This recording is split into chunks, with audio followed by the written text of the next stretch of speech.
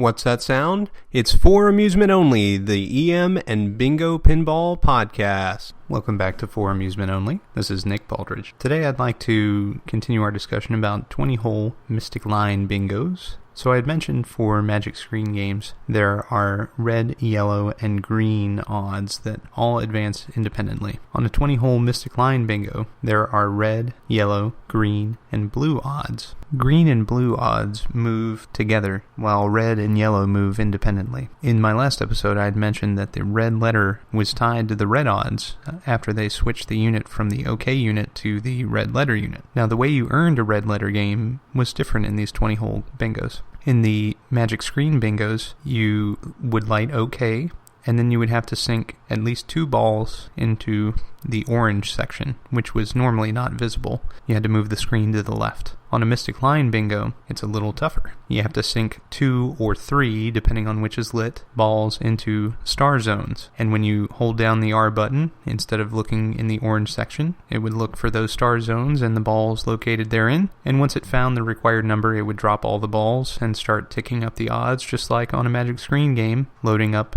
your odds and features for the red letter game. On Double Up, my game, there's another Star Zone feature, and that Star Zone feature, it works similarly to the blue section on a Magic Screen game.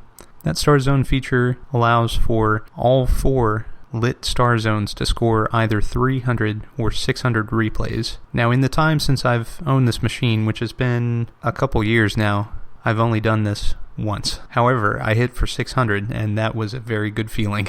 Unfortunately, it's never been repeated.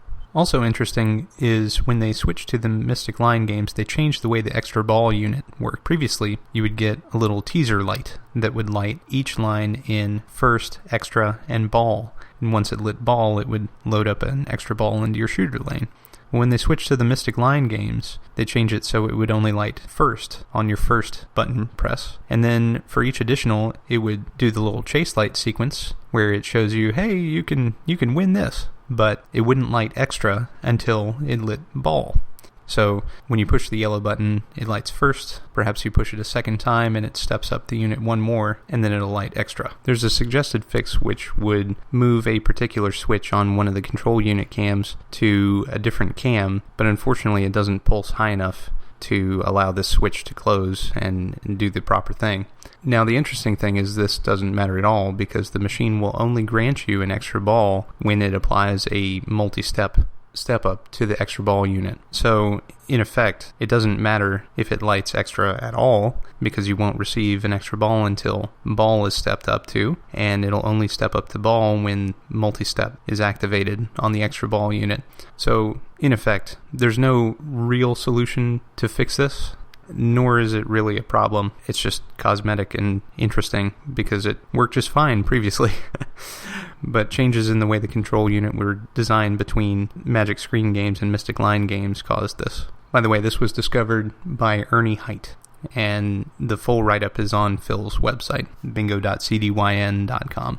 Now, when I first got Double Up, I loved playing it. I played it every day, and nothing beat coming out, opening up a beer, and just trying to get 4 in the star zone and get 600 replays again, just match that feeling.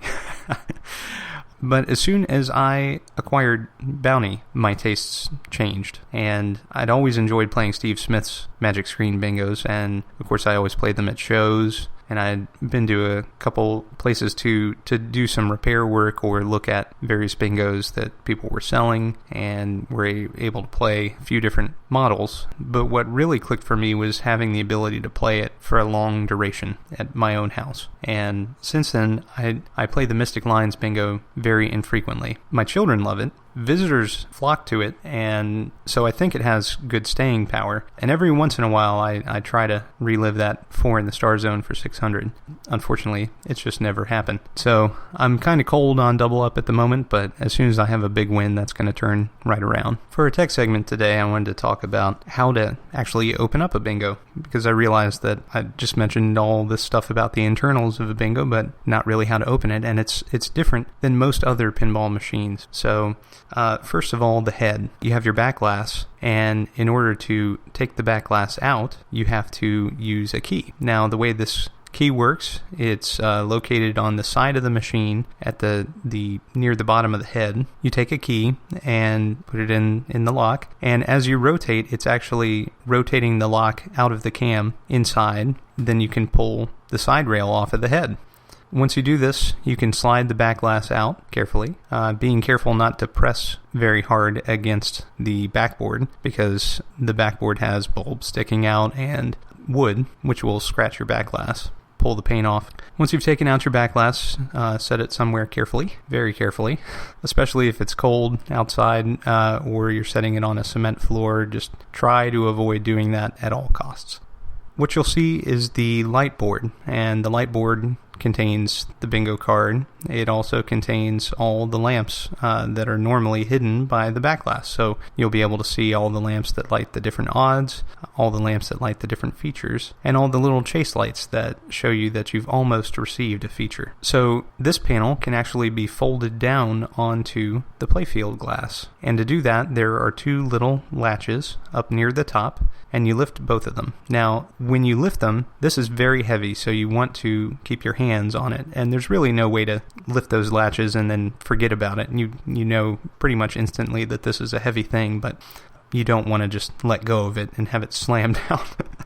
So behind the back glass, you have the bingo card, and the bingo card is either a sealed unit in these Mystic Line games, or it is a set of metal plates that rotate around on a chain that's attached to a motor on the Magic Screen games. There are also various steppers for the features and the replay unit, and the replay counters for each different color. Moving around to the back of the machine, there are two different locks in the back of the head, which when opened, allow you to pull back on a little ring attached to the back and open up the head. From there, you can lock the head into an open position, and you'll see the mixer unit, which is at the top of the back box typically. And moving down, you'll see all the relays, the trip bank, which is a huge bank of relays, and various feature and scoring relays, which we'll go into at a later date.